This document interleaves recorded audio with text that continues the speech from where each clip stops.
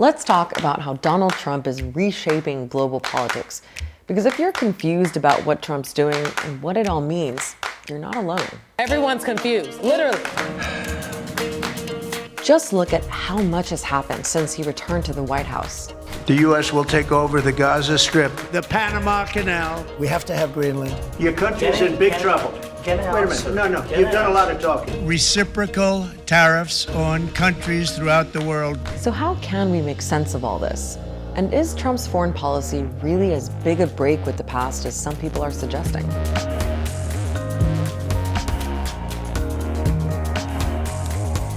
Listen to this news anchor. Today, Donald Trump irreparably destroyed the 80-year-old post-World War II international order. That was a response to Trump's notorious argument with Ukraine's president on live TV in the Oval Office. If you didn't have our military equipment, For many people, it's a moment that crystallized this idea that in his second term, Donald Trump really is ripping up the rule book on how the U.S. deals with its allies and the rest of the world.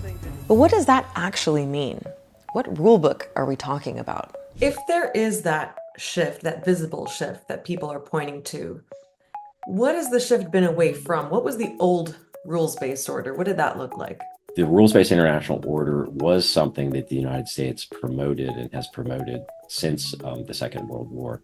And it was this sense that there is a common framework of law, principles, norms, and rules in which countries should engage one another. After the war, world leaders from the winning countries set up a bunch of new international organizations, like the United Nations. Let us not fail to grasp this supreme chance to establish a worldwide rule of reason.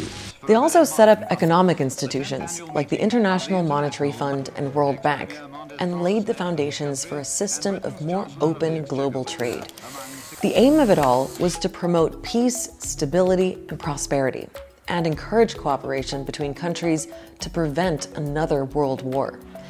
So that's essentially what's meant by the rules-based international order.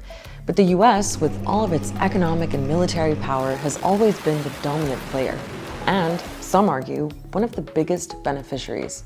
Being part of an international rules-based system is what made the United States the key economic power for the last, decades and decades. Although Donald Trump definitely doesn't see it that way, and we'll come back to that. Now, you may have also seen that system being described as the liberal international order, because of the political values like democracy and capitalism that the US and its allies promoted. That was also magnified by the Cold War, when the world got carved up into two rival blocs, the Eastern Bloc led by the Communist Soviet Union, and the Western Bloc led by the US, whose president picked up the label of the leader of the free world. The Cold War also led to the creation of NATO, the Western Military Alliance. The North Atlantic Treaty Organization, NATO, a cooperative shield to ward off potential communist expansion. After the Soviet Union collapsed in the early 90s and the Cold War ended, there was a period when it looked like the US and its Western allies and the liberal values they said they stood for had won out. Check out this scene when the first McDonald's opened in Moscow. McDonald's embodies the economic ambitions of the new Russia. And think of all the Hollywood movies from around that time where an American hero defeats a Russian bad guy. We've been in this period of very pronounced US dominance, and it has certainly helped to bring prosperity in some places. But we've also seen significant, the war on terror in the Middle East, right? Significant upheavals. I really do think, rules-based order, liberal order, they're very Washington-centric ways of saying, the world that the US has built. And over time, the US's dominant role in that post-war global order has been questioned more and more, especially as other big countries like China and India have grown in power and economic influence. There have been a lot of calls to reform institutions like the UN to better reflect that new geopolitical landscape. The rules-based international order was under significant strain before Donald Trump arrived on the scene. Suddenly, with Trump's return to the White House, what we've seen is that the biggest threat to global order actually comes from within the country that is the most powerful country in the world, which formerly was its champion, a guardian and underwriter, the one that, actually foot the bill for a lot of things. Okay, history lesson over. Let's get back to Trump. If this so-called rules-based order was the old way of doing things, what is it about Trump that's so different now? Well, it's a whole mix of things. It's his actual policies, but also his style of doing politics. He likes to keep us guessing. He feels that it's in his interest for us not quite to know what his next move might be or what exactly is motivating him. Is there such a thing as a Trump doctrine? Coming up with a Trump doctrine is really hard because the president is really situational and highly transactional. He doesn't really do grand strategy. But there are some key themes. Let's start with that idea of President Trump being transactional, or you could call it Trump the deal maker. It's how he's always branded himself. Well, that's business. He even wrote a book about it back in the 80s based on his career in real estate. I really do think he sees the world in very similar terms to he sees his real estate industry and deals, right? That you play hardball, you use whatever tools are available to you to get the best deal you can. So for example, if you look at the way Trump deals with NATO, he sees things almost purely in financial terms.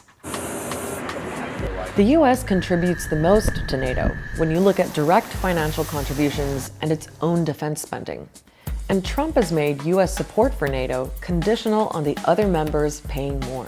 Well, I've said that to them. I said, if you're not going to pay, we're not going to defend. Now, Trump sees that as good deal making, and he has actually pushed Europe into spending much more on defense. But many analysts also see risks with Trump's transactional approach. He is focusing on what the United States pays for things, but not what it gets out of things. And I think that's a tremendous mistake. That all plays into another big theme with Trump, the whole America First thing. America first. America first. Putting America first. I put America first. They're pursuing what they believe to be American interests. Now, we could have a debate about whether those are too narrowly construed or whether they're getting that right, but I think that really is the animating feature of his foreign policy. One major way Trump's America First agenda is playing out is with international trade. He thinks the US has suffered under the post-war global trade rules, while other countries have benefited. Foreign leaders have stolen our jobs, foreign cheaters have ransacked our factories, and foreign scavengers have torn apart our once beautiful American dream. His solution? Tariffs, which are essentially import taxes on goods made abroad to encourage companies to bring factories and jobs back to the US. Tariffs on basically the entire world. The biggest upheaval to international trade since World War II.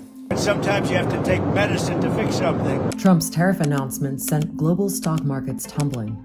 And then Donald Trump backs down. He's suspending tariffs on most nations for the next 90 days, except China. Wall Street is soaring on the news. But with Trump's series of reversals and U-turns since taking office in January, critics say that distrust and uncertainty remain hanging over the American economy and the rest of the world. He's not intentionally trying to immiserate the nation. He thinks that if the trade deficit is reduced, that means that Americans will be producing more here at home, and he thinks that that will enrich the United States. He's wrong about all that, but he does believe it. There are convictions that President Trump has had that we can trace back to the 1980s, especially on the issues related to trade and commerce, where there's a sense that the U.S. doesn't come out ahead and needs to change what it's doing. But Trump's America First approach goes well beyond trade. He's essentially abandoned the idea of the U.S. being the global cop, defending so-called Western values of democracy, human rights, and rule of law. One of his first moves in office was to pause almost all foreign aid, which he said was not aligned with American interests. And think about Trump's views on Ukraine. He's questioned what the US gets from supporting Ukraine because it's far away, saying this war is far more important to Europe than it is to us. We have a big, beautiful ocean as separation. That's a real contrast to how, under President Biden, providing support to Ukraine after Russia's full-scale invasion was kind of a given. It's squared with that old world order. If the United States walks away, it will put Ukraine at risk. Europe is at risk. the free world will be at risk, emboldening others to do what they wish to do us harm. The US has gone from that to this. With us, you start having I'm not playing cards. Right now, you don't. I'm very You're playing serious, cards. Mr. President. You're I'm playing very cards. serious. You're gambling I'm with the president lives in of war. millions of people. You think You're gambling with World War III. For the Trump administration, Ukraine is something of a secondary concern. It doesn't fall among the primary issues that really matter for the American national interest. And so there's a less warm relationship with President Zelensky. There's more of a willingness to do business with Russia and see if something can be worked out. The United States is really abdicating any sense of leadership. You never hear the word leadership from this president. The United States is no longer really speaking for the West. So that's definitely a big symbolic change. Whether it makes such a big difference in practice is more of a debate. One could cynically argue that the United States is simply removing the facade, that deep down the system has always worked like this, but we are finally doing away with the hypocrisy. We are no longer using the old cliches about the United States being the leader of the free world and promoting freedom and democracy and protecting the underdog. Another big theme with Trump is how so much of his foreign policy comes down to power politics, i.e., using all aspects of US power to get his own way on the international stage. Again, you could easily argue that US foreign policy has always been about this, but Trump does seem to be taking it to a new level. Previously, at least, you had some liberal internationalists who were perhaps hypocritical, but who were at least trying to maintain a semblance of normality in this international relations. He's into power politics, the politics of might makes right. It's things like threatening tariffs on your biggest trading partners to get them to take action on other issues that have nothing to do with trade. That's what he did with Canada and Mexico.